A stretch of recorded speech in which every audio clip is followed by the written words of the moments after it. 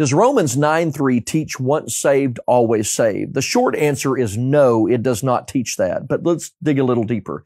In Romans 9:3, Paul said, "For I could wish that I myself were accursed from Christ for my brethren, my countrymen according to the flesh." So some have said he couldn't do that because it's impossible for a person to be accursed from Christ. That's false. Now, it is true that he couldn't be accursed for them, but only because faithfulness can't be borrowed and shared with another person. Like in the parable of the 10 virgins, they couldn't share their oil with others. But Paul is expressing here his deep love, saying that if it were possible, he would consider it. But watch this. In the same verse, once faithful Jews were now lost. The passage actually proves the possibility of apostasy. And in the same chapter, Paul later explains why does he still find fault with those people? Because they had resisted his will. When once faithful people turn from God and resist his will, they will be lost. So no, this does not teach once saved, always saved.